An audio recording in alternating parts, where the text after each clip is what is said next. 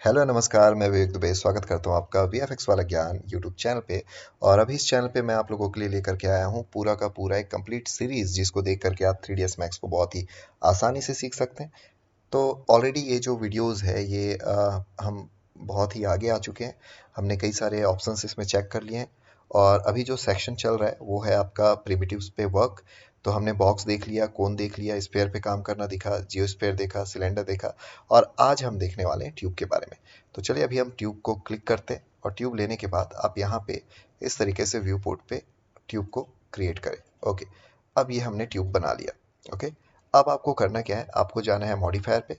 Modifier पे जाने के बाद आप देख सकते हैं यहाँ पे radius 1, radius 2, height, height segments, cap segments, sides, smooth, slice on, ये सारे पैरामीटर्स मिल रहे हैं।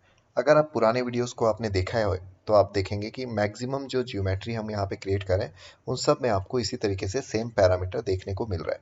तो चलिए अभी हम इसको कवर करते हैं।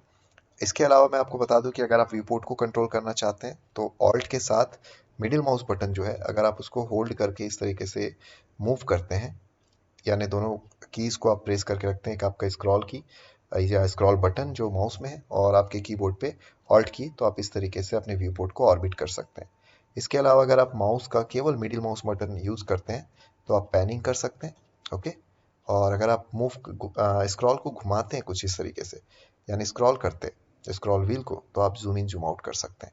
इसके अलावा आप चाहें तो कीबोर्ड में जो कंट्रोल और ऑल्ट की है उसको होल्ड करके रखें, और माउस में जो मिडिल माउस बटन है यानी स्क्रॉल बटन है उसको होल्ड करके रखें और इस तरीके से ड्रैग करें तो जूम इन जूम आउट होता है। ओके, तो ये तो हमने व्यू पोर्ट को समझा। अब इसके पैरामीटर्स को देखते हैं।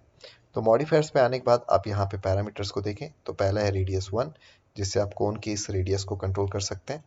देन है रेडियस 2, इससे आप इस तरीके से रेडियस को कंट्रोल कर सकते हैं। कोन की हाइट को इंक्रीज करने के लिए आप इस तरीके से इसके हाइट को इंक्रीज कर सकते हैं।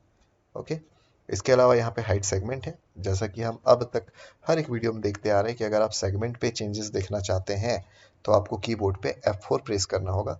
F4 प्रेस करते ही आपको यहाँ पे कोन पे सेगमेंट्स दिखाई देंगे, और इसके बाद आप यहाँ से इस हाइट सेगमेंट को चेंज करें तो आपको जो फ़र्क है वो भी समझ आने लगेगा। इसके अलावा कैप सेगमेंट है, तो ये जो इसका ऊपर का हिस्सा है ये इसे हम कहते हैं यहाँ पे कैप, और इसी तरीके से जो बॉटम का हिस्सा है इसको हम कहते हैं कैप। तो अगर मैं कैप सेगमेंट पे वर्क करूं तो आप देखेंगे किस तरीके से जो टॉप का कैप है वो अपने सेगमेंट्स में डिवाइड हो रहा है। इसके अलावा है साइड्स, तो आप नंबर ऑफ साइड्स कम भी कर सकते हैं और नंबर ऑफ साइड इंक्रीज कर सकते हैं। ठीक है, इसके बाद आता है स्मूथनेस। तो अभी हम अगर मॉडल को देखें, F4 में अभी ऑफ करता हूं तो आप देखिए मॉडल आपका स्मूथ दिखाई दे रहा है। अगर मैं इसे अनचेक कर दूं तो आप देखिए कुछ इस तरीके से सरफेस का जो स्मूथनेस लेवल है वो हो गया कंप्लीटली खत्म। तो अभी वापस से मैं ऑन कर लेता हूँ। फिर है स्लाइस का ऑप्शन, अगर मैं स्लाइस ऑन करूँ तो इस तरीके से आप इसको ऐसे स्लाइस कर सकते हैं। ओके, तो ये है स्लाइस, और स्लाइस ऑन करते ही ये ऑप्शन एक्टिवेट हो जाता है जहाँ पे आप स्लाइस फ्रॉम और स्लाइस टू पे वर्क कर सकते हैं। तो ये अभी हमने बनाया एक ट्यूब, और उसके जितने भी पैरामीटर्स है उसको हमने एक्सेस किया। अब आपकी बारी है, आपको सेम प्रोसेस को अप्लाई करना है। अभी जो हमारा प्रोसेस चल रहा है इसमें आपको ये ध्यान देना है कि हम कंप्लीटली जो 3ds मैक्स का इंटरफेस है या ज्योमेट्री है उसको एक्सेस करने में लगे हुए हैं। तो अगर आप इन सभी ऑप्शंस को चेक करके देखते हैं तो आपके माइंड पे ये सारे ऑप्शन सेट हो जाएंगे और आपको पता रहेगा कि एक ट्यूब में कौन कौन से पैरामीटर अवेलेबल है, बॉक्स में कौन से पैरामीटर अवेलेबल है, स्फेयर में कौन से पैरामीटर अवेलेबल है। और आगे चल के जब आप मॉडलिंग करेंगे तो आपको बहुत ज़्यादा मदद मिलने वाली है इन सारे पैरामीटर्स को याद करके।